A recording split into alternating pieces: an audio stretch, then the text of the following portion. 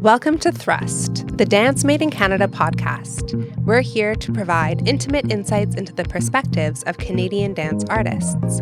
We'll talk about why physical expression matters, what it does in our bodies when we experience it, and how it impacts our daily lives. This season, we're looking at legacy, succession planning, and knowledge sharing. Change is inevitable, but how does one prepare for it? When artistic organizations are built on an individual's vision, how do we pass along embodied knowledge and artistic vision? Or do we? Let's ask some of Canada's prominent creators now.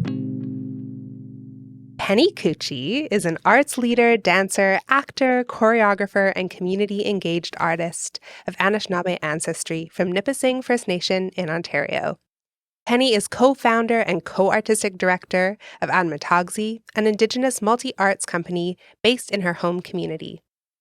Recognitions of her artistry include the Johanna Metcalf Performing Arts Award, the Ontario Arts Council Indigenous Artist Award, and the K.M. Hunter Award in Dance.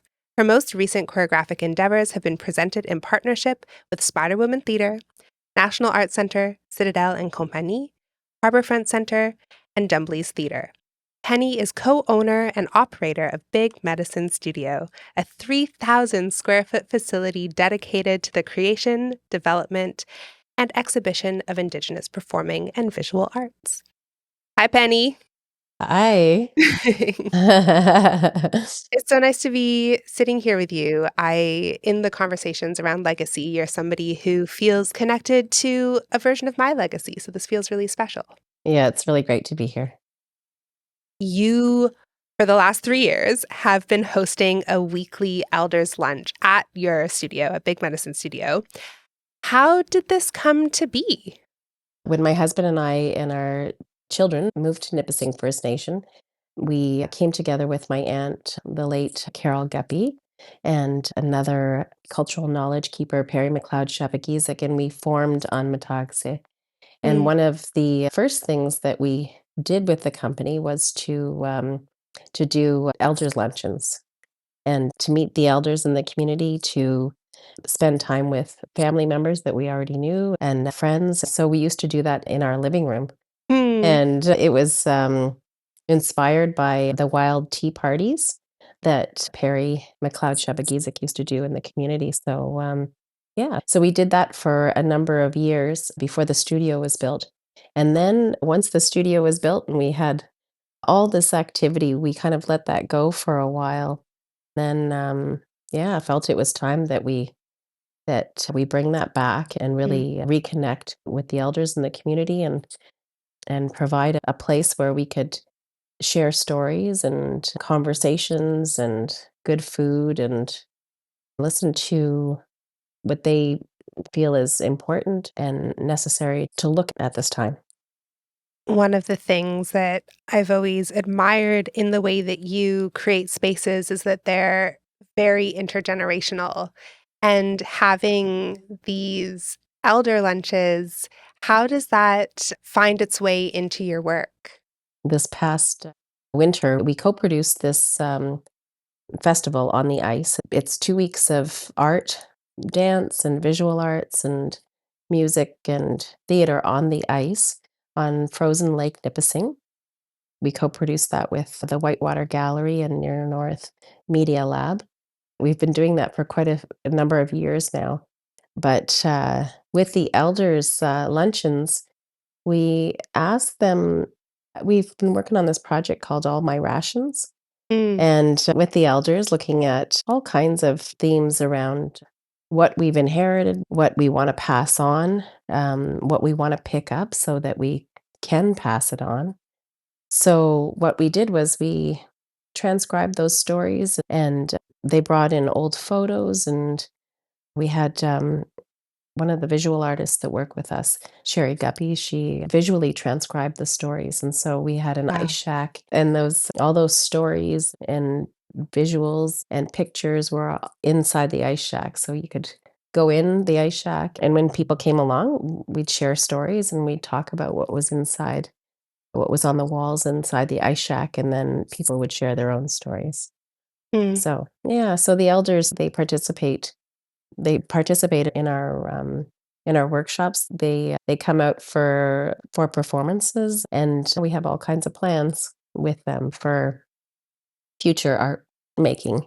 I'm like struck by the way that you access humor as a way to share things and content that is sometimes challenging. Tell me a little bit about All My Rations. What was the birth of that piece? So all my relations, it looks at difficult stories of greed and deprivation and hoarding and the things that are in the ugly parts that are in our Mm, history. One of the things that I came to learn through the putting these questions forward to the elders and asking them about stories of rationing. They came forward and talked about an older way of rationing that was actually quite practical and quite mm, loving, and I mm, was very surprised by that. They talked about how it was very much a value, to really look at making things stretch and making things last and looking ahead at potential times of not having as much. Stories about, how people made mitts and hats and moccasins for people outside of their family or other community members because they seen themselves as part of a whole. mm. Yeah. For someone who doesn't know your work and doesn't know your creative process, taking in these stories, sort of gathering, collecting all of these like lived and maybe imagined realities, how do you turn them into dance? Mm. I look at storytelling as a full body and spirit experience. And I go for, the breath, where that experience lives in the body. And I'm very fortunate because I have a studio. I get a lot of time to investigate and explore and to play with people and to see where story lives in their bodies. I absolutely draw upon the many incredible teachers that I've had and the knowledge that they've passed on and shared with me. Mm. I'd love to present some of those mentors, and I know Spider Woman Theater is a big part of your sort of creative upbringing. Mhm. Are there ways that you feel like those collaborations have shaped your artistry? I first met Muriel Miguel when in Banff in '99, I think it was. Wow. Yeah, and have been working with her since, and I had the great honor of also working with her sister Gloria through a number of projects, and working with the entire company throughout the past couple of decades. And I'm always amazed at the level of artistry of Spider Woman and the ways that they look at storytelling and Mm, how they approach storytelling. When I very first worked with Muriel, I felt was very familiar. That way that she approached storytelling when you want to say something about the world, like going inside and locating a personal story and playing with that and then stretching it and turning it inside out and throwing it up and finding the absurdity in it and mhm, making a sharp turn when something seems deeply painful, all of mm, a sudden finding the humor in it, just that kind of storytelling that also reaches into the future and recalls the past and mm, locates yourself in the center of it throughout. There's something very familiar in that way of storytelling mm. that I thought, I can find myself within this and tell the stories that I wanna tell. I know you as somebody who both performs and who also facilitates on the outside of a creative process. And I'm curious if there were things that you also picked up from your time at Spider Woman Theater around how to do those things, like how to facilitate those quick turns and that inside out and twisting of things. Mhm. Right now, that's what we're doing here. We're part of the inaugural, training, Indigenous youth training program at HB Studios, and I very much wanted to be, to come and to be a part of that, and for our company on Metaxa to come into that process as well. This is something that Muriel's wanted for a long time. It's a part of that legacy. So here we are in the show with the students and then also facilitating and then stepping out for a moment and or staying in it and Mm. choreographing through it. That's what my role is here. And it seems absolutely organic to do it that way because it's the kind of work that I would be doing as solely a performer anyways, finding it in my own body first and then figuring out ways to get at what is needed for to tell that story and then to yeah, seems entirely organic. One of the things that I know because I've experienced it and you've talked about maybe in other contexts is story weaving. Mhm. And my super basic question for you that probably has an expansive answer, what is story weaving? I don't know what it is, but I'm Oh still no. finding it out. It's funny because, it's been quite a long time that I've been studying and working in story weaving. Mm, Like last year when we were working on Misdemeanor and I came to New York and Muriel got up on the floor and told a story in story weaving, I thought, wow, there's still so much that I don't know. I love that part of it. It's always shifting and changing. You begin to see it's like all these doorways start to open up for the story, and the audience can go through any number of doorways. That's how I see story weaving. It doesn't make the story smaller, and it doesn't say, "This is how you're gonna hear this story." What it does is that it starts opening up all these doorways, and then one audience sitting beside another can hear a radically different story. mm. Yeah. One of the ways that I remember engaging in story weaving with you Mhm. is there being like a common theme that a work is based around. And then, like, as you said, the way that Muriel invites you to come in to find that like personal thread and then to bring it out. So we have this collective theme, then we're asking ourselves, how do we ourselves relate to it?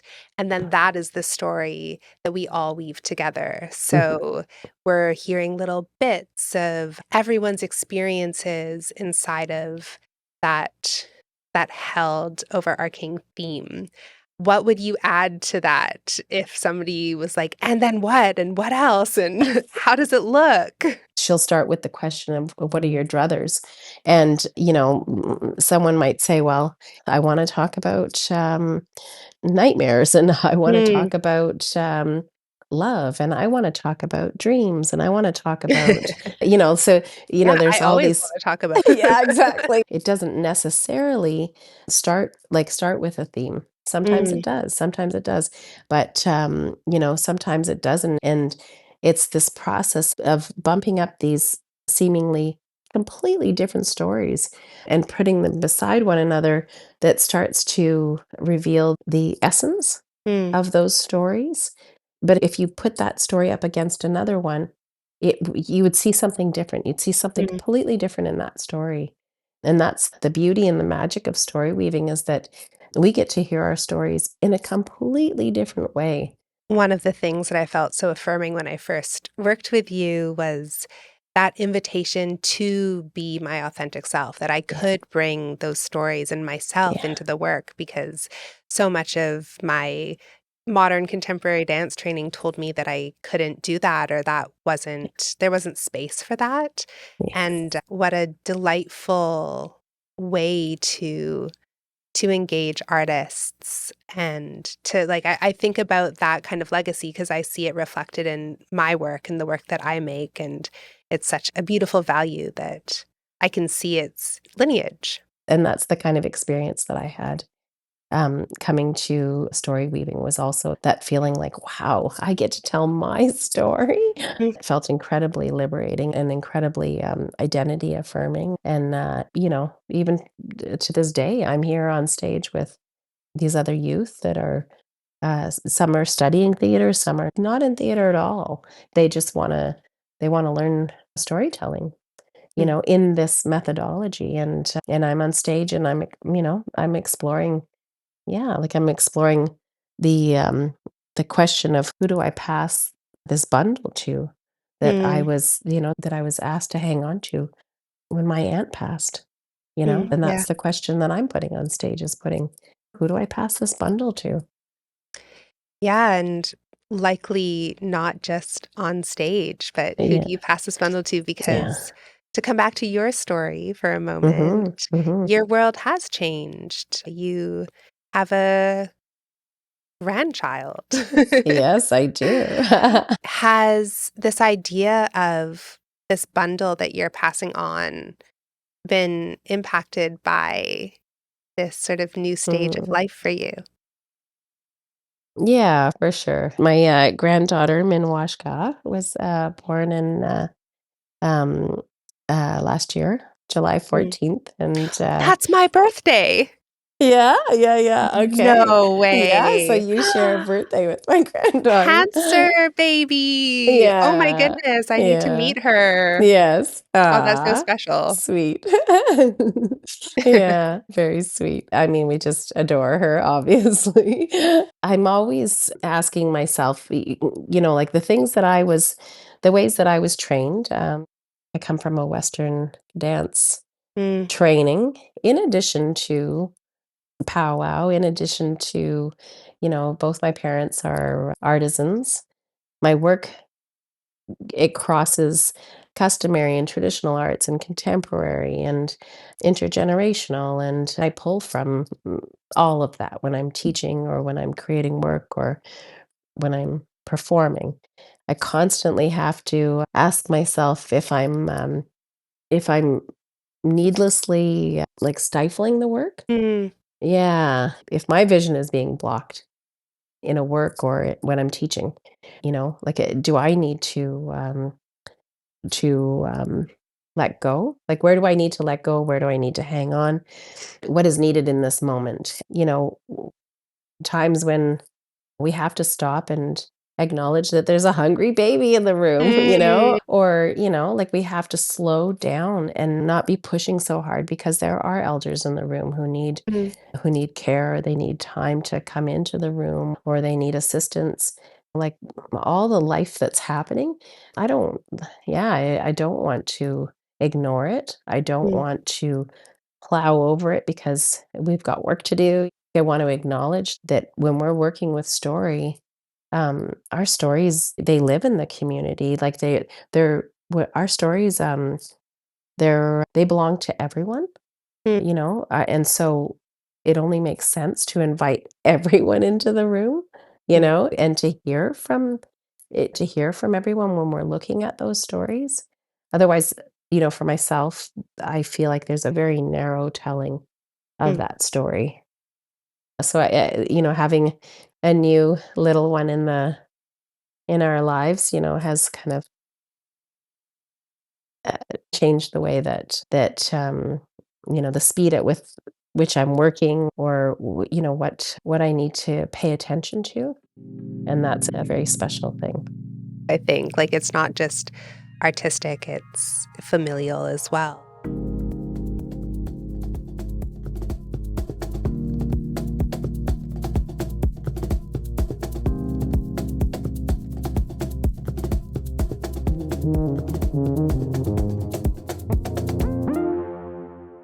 This August, Frog in Hand is inviting you to their solar-powered dance studio. Step into a geodesic dome and explore a bold mixed program of new choreographic works. We're talking about Summer Dances, a mixed bill, on at Frog in Hand's Art Shelter for 6 performances only, from August 21st to 23rd and August 28th to 30th.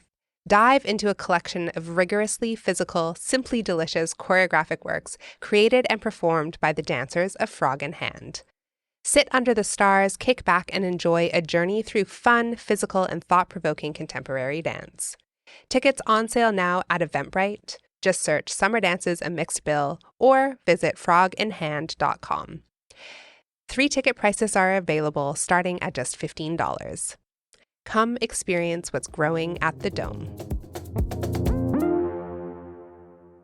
I'd love to take a moment to presence like the beautiful studio space that you have and how it feels like a community hub for in so many ways, like your local community, but also a community that expands beyond just Nipissing.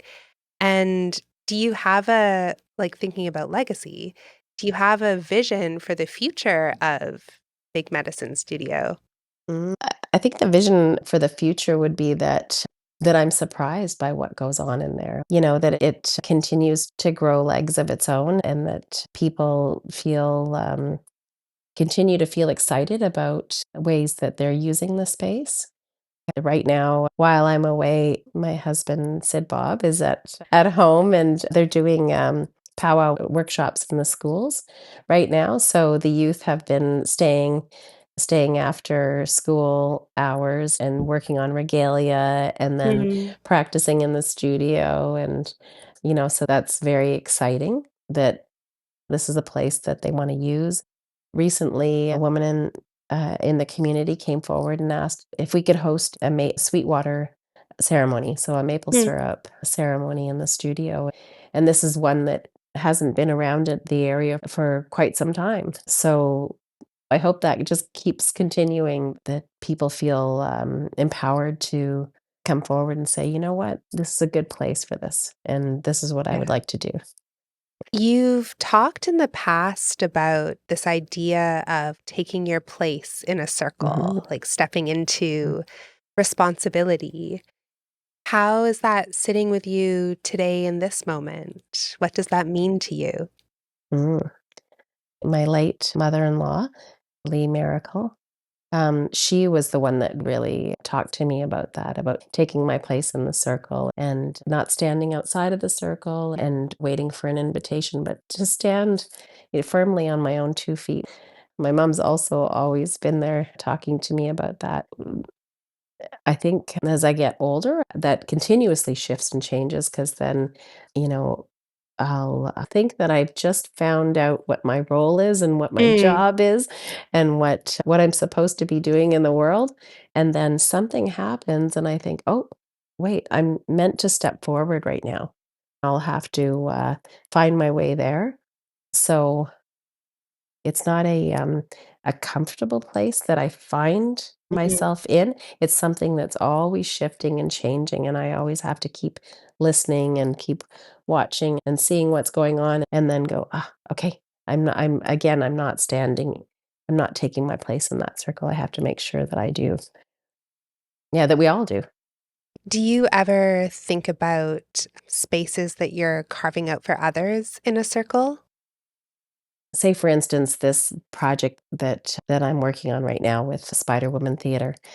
For me, that's coming here was an opportunity for me to come into the space and to help coax and encourage and support other youth to receive the knowledge, the body of knowledge that Muriel is wanting to pass on.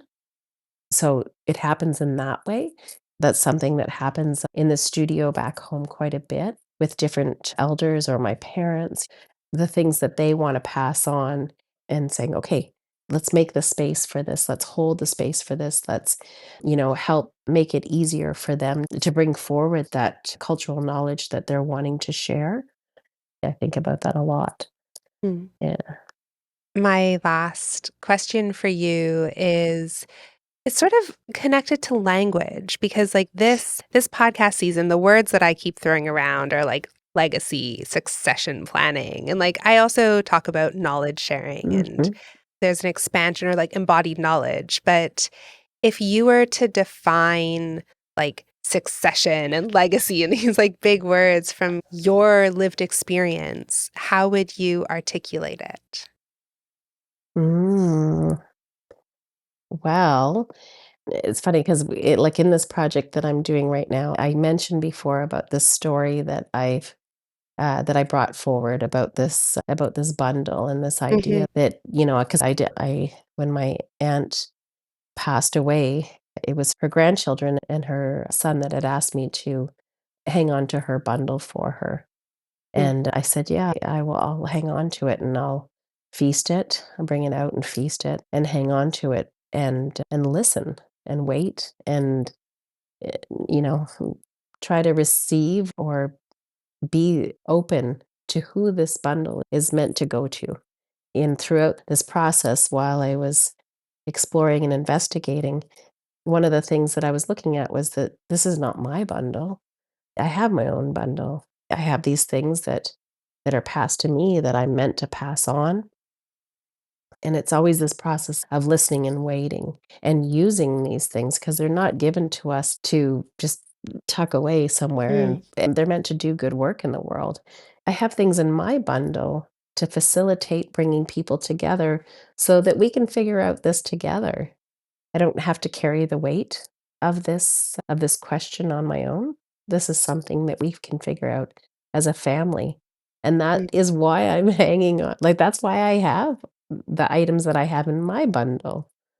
I have it for that reason. That feels like why the reason why I'm here in the Mhm. first place. It feels like, yeah, I'm here to help and to support, Muriel passing on the things that she wants to pass on to others. And along the way, I also can pass on the things that I want to as well. Much graciousness in that description of Yeah. your relationship to having a bundle and who's added to it and how you carry it forward. Thanks for going inward and getting deep and coming out the other side. Right on. Yeah. Yeah. Well, thank you very much for asking me to inviting me to be a part of this. Thanks for tuning into Thrust, the Dance Made in Canada podcast. Thrust is presented by Dance Made in Canada Fête au Canada Festival, a biennial dance festival featuring dance artists from across Turtle Island with unique artistic visions from diverse backgrounds. We acknowledge that this land, colonially known as Canada, has been the site of dance for many millennia. We are grateful for the ability to dance and celebrate on Turtle Island. Thrust is produced by Mayumi Lashbrook and Taylor Zalek Young, editor and composer Jamar Powell, sound engineer Chris Dupuis at 1990 Studios, and cover photography by Marlo Porter. And I'm your host, Aria Evans. Thank you to our funders, Canadian Heritage, the Canada Council for the Arts, Ontario Arts Council, and Toronto Arts Council, and our donors and individual donors. We couldn't do this without their constant support. Find us wherever you get your podcasts, and don't forget to rate and review. Let dance transform you.